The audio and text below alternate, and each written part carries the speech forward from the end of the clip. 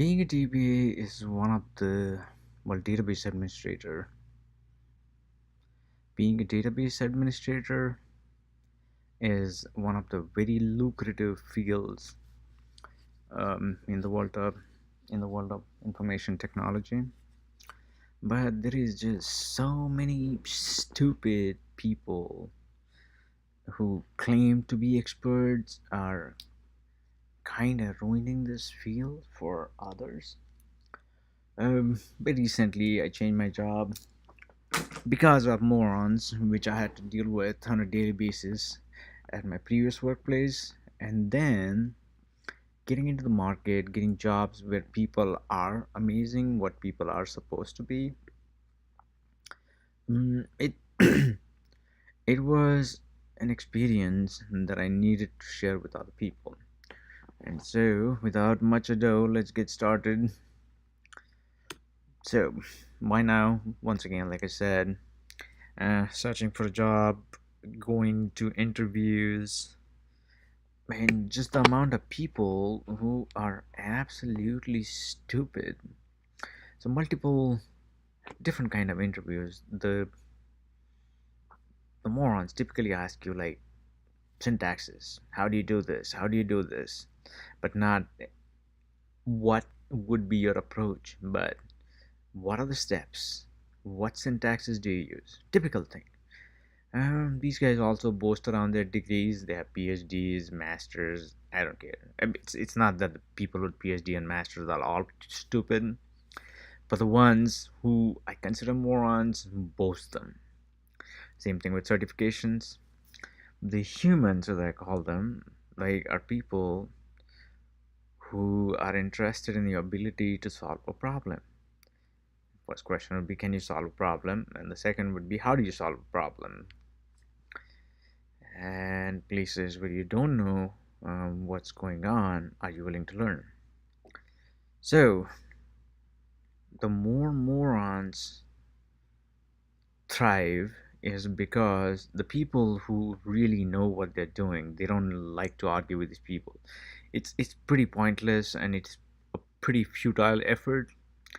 But like sooner or later, these people like congregate into groups and then they make life difficult for everybody because usually the approaches these people take are counterproductive, not efficient, they cost more money, just all kinds of problems. Like a biggest one, they demotivate people who actually do the work. So keys to success as a DBA, the way I see it, is the very uncommon common sense. It's kind of difficult to define common sense, but um well, I'll just leave it up to you what the definition of common sense is for you. So once again, it the thing that matters is how you approach a problem and not how many syntaxes you have. Like look up a video about the most talented person in the world, and basically he doesn't remember a ton of stuff, and he just says like, I don't need to store garbage information that I'm never going to use. So syntaxes is just one of them. But an analytical mind, the ability to process a problem, that's a little necessary. But if you don't have it, not to worry, just take notes and a lot of them. And they should be simple and intuitive, so you can find the stuff that you're looking for in those notes. Otherwise, they're pretty much like garbage sitting on your desk. But I will explain that in my sessions afterwards. This is just an introduction. So basic concept. Without understanding the basic concepts, uh, it doesn't really help knowing the big fancy words. Okay, like at the end of the day, it's not how to make things work that matters, but it's how to fix things when they break. Once again, like not how to do it. Like basically anybody can follow the documentation and set up something, but when it doesn't work, then if you don't know the basic concepts, you're pretty much screwed. And that's what happens with like these morons who have degrees, who can remember syntaxes, but push comes to shove, they're like clueless. Now what am I gonna do? Anyways, ability to use Google. Um, this is the boons of technology that some of us didn't have because we're too old.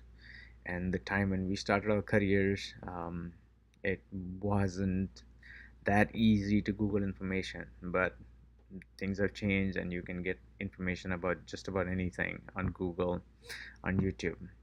And well, that's what I'm doing. Simplicity. Now, keeping things simple. And actually, the next point, being able to work with others, they kind of go hand in hand. If your work cannot be understood by others, they cannot work on it. So if you overcomplicate a thing, other people first are not able to help you, and second, your work does not help others. So like it's a losing battle. Keep things simple. Sure, the morons are going to be like um, shrug their shoulders, like roll their eyes, but screw them. Like basically, at the end of the day, these people cannot work with others, and that's why um, they stay where they stay. Like a degree can take them just so far, a certification can take them just so far, and they send people home pissed off at the end of the day. Um, and pretty sure they're compensating for something that's missing in their own life. That's why they feel the need to prove to others that they know more. Anyway, these people cause a shit ton of wastage of effort and resources.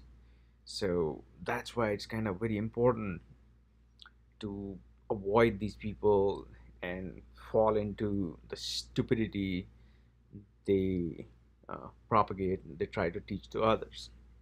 So, real life, I cannot work for any of these companies 'cause I have 8 dogs. I live in a small city, but like I have gone to the interviews. Some cleared, some did not clear. So these places where the people, the geniuses of the field, they work there. The questions that they asked were nothing complicated. Simple question on a Unix machine: what is load averages? A very simple question to anybody who uses a database. What is the third normal form? If you don't know these terms, don't worry about it. But these are very, very simple, basic concepts.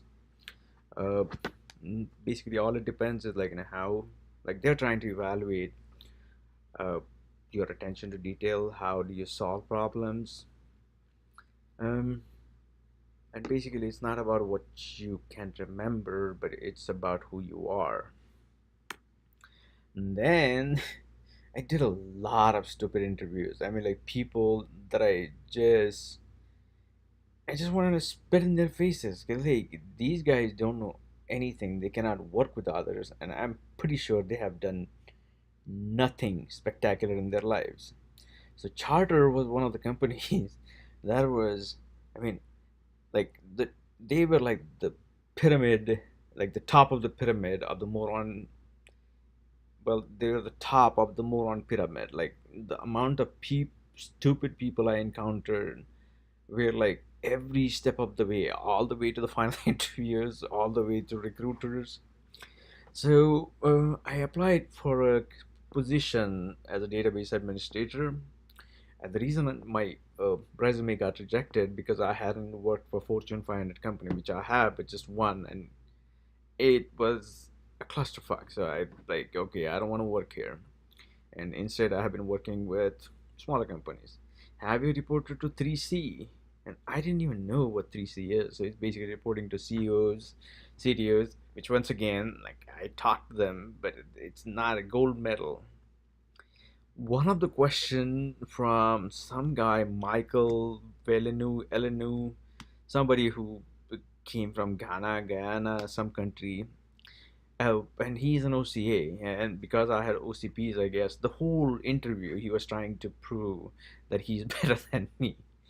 Uh, and it was mostly a funny thing. Um, But like one of these questions was, so you are an OCP. Tell me how to upgrade the OCR from blah blah. And I'm like, okay, how is it my problem that you don't have OCP? But besides the point, like basically this is the kind of stupidity. Oh, some other jackass at some other interview asked me which process applies the logs in a standby database. Who gives a fuck? Like, why do I need to know that information? Why do I need to know the exact process name? If there is a problem with that particular process, I'll figure it out, I'll find out. But like on a day-to-day basis, why do I need to know that information? Anyway, it can go on. So let's basically, the whole point of this exercise would be the all the other videos that I would be making is to stay away from these idiots, um, and learn what really matters, which is a much smaller subset, but a much difficult subset. Learning syntaxes, any idiot can do it, but like using that knowledge for the better of a company, for the better of like people you work with, that's a difficult skill to have. It's not a difficult skill to learn, but it takes some efforts. And if you're willing to do that, we will get along. Otherwise, um, go follow your duties and whatever you want to do in your life. Last thing, I'm very politically incorrect. If you haven't figured that out by now, I will be not using a very refined language, and I don't find it necessary to use refined language because it just it's just not necessary. And more so, morons use it more often than humans. Humans cuss, humans say things that on their mind. So a moron would say, um, basically, I need stimulation of dopamine receptors to be able to do this work.